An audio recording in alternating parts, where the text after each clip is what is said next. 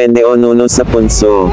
Mga karaniwang katawagan sa mga maliit na nilalang na hindi nakikita ng mga karaniwang tao.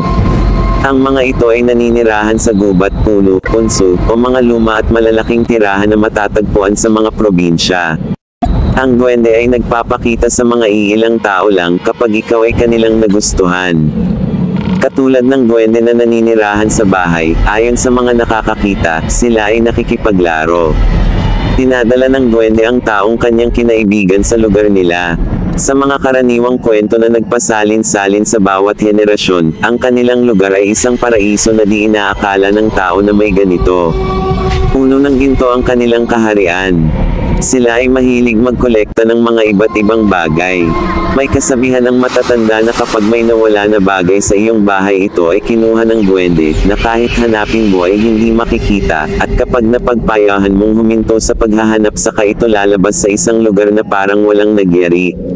May mga duwende din na nagkakagusto sa tao. Karaniwan ay sa mga babae. Ito ay kanilang inaangkin ng hindi namamalayan. Duwende na laging bumibisita, at minsan, ay hindi pinapakain, hanggang sa bumagsak ang katawan at unti-unting namamatay. May mga duwendeng sadyang mapaglaro, ito ay nakatira sa gubat, na kung minsan na may napadaan, sadya nila itong ililigaw sa gubat.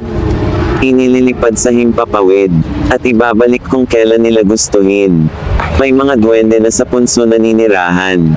Sa mga gubat kapag ikaw ay may nakita, ayon sa kasabihan ng matatanda ay kailangang magpaalam kung dadaan o tabi-tabi po, ay kailangang banggitin para hindi sila maistorbo at magalit.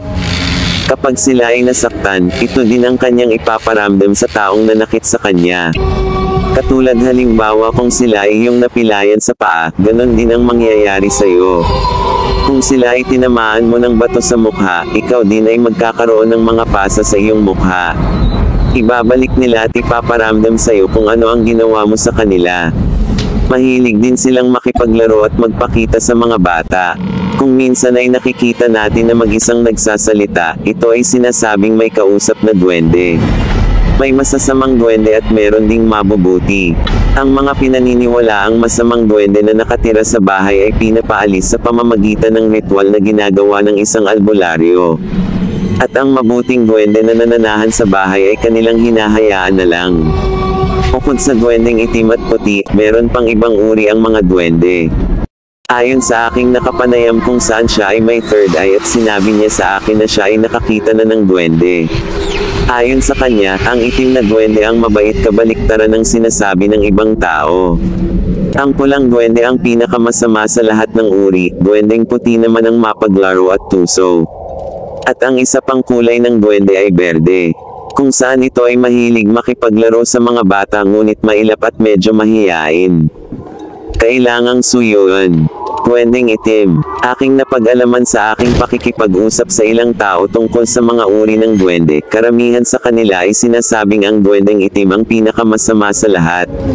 Ang hitsura nito ay marungis, masama nagugali at madalas pinaglalaruan ng mga taong kanyang matipuhan.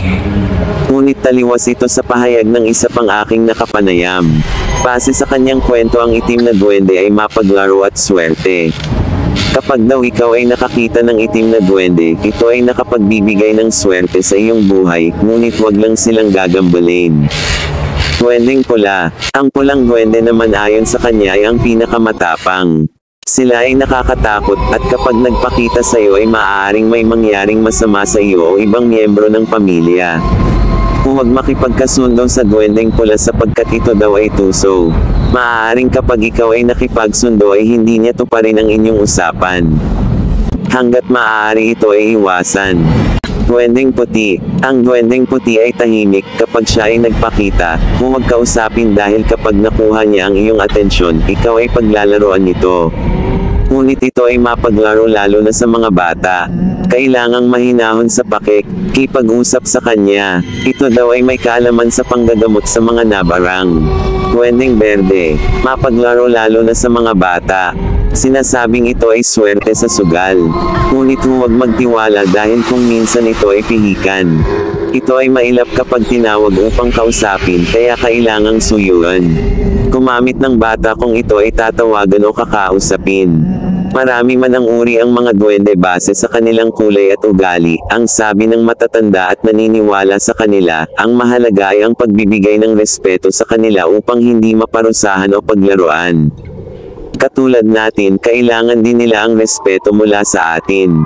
Kaya maging magiliw at magbigay respeto sa kung anumang nananahan sa inyong tahanan.